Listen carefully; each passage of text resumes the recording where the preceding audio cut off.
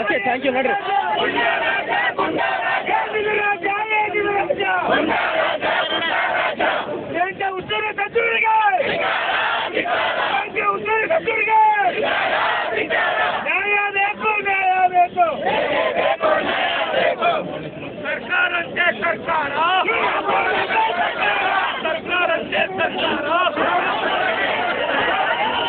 लिखा और बहुत सारे लोगों को मर्डर करने के लिए स्केच डाले आरोपी लोग बोल के उन्होंने लिखा है, लेकिन उसके खिलाफ हम एफआईआर दर्ज करने के लिए पुलिस स्टेशन गए तो वहाँ के पुलिस अधिकारी 4 घंटे हमारे को अंदर बिठा के टाइम पास करके बाद में उन्होंने एफआईआर नहीं लिया। तो एफआईआर लेना तो जरूरी है। तो डॉक्टर बाबा साहेब अम्बेडकर की कानून उनके पास नहीं चलता है, यहाँ गुंडागिरी चल रहा है। यहाँ पर तो कानून सुव्यवस्था तो ठीक नहीं है, जिसके कारण इन्होंने जिसके प्रेशर में आके नहीं लिया पता नहीं है।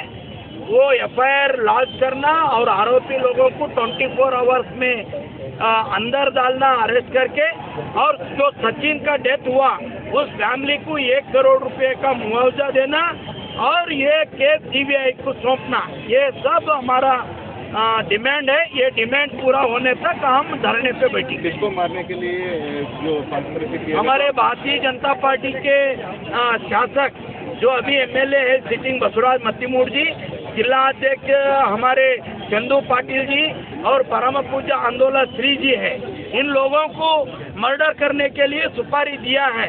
ऐसा करके सचिन डेथ नोट में लिखकर उन्होंने सुसाइड कर लिया। तो अभी तक वो जितना लोगों का नाम लिया है उसको एक को भी अरेस्ट नहीं किया, और हमने एफआईआर दर्ज करने के लिए गया तो 4-5 घंटे हमारे को वहाँ अंदर बिठाने का काम पुलिस किया। ये पुलिस ऑफिसर को भी सस्पेंड करना और इसको एनक्वायरी होना। ಶೆಕ್ಕಿಲ್ ಅಂಗಡಿ ಅಂತಕ್ಕಂಥವು 4 ಗಂಟೆಗಿಂತ ಹೆಚ್ಚು ನಮಗೆ ಒಳಗೆ ಕುಂದಿರಿಸಿ ಟೈಮ್ ಬರೀ ವೇಸ್ಟ್ ಮಾಡಿ ಬರೀ ಫೋನ್ನಲ್ಲಿ ಬಿಸಿ ಇರ್ತಕ್ಕಂಥ ಕೆಲಸ ಮಾಡಿ ಇಲ್ಲಿವರೆಗೂ ಕೂಡ ಎಫರ್ ಮಾಡ್ಕೊಂಡಿದ್ದಾರೆ.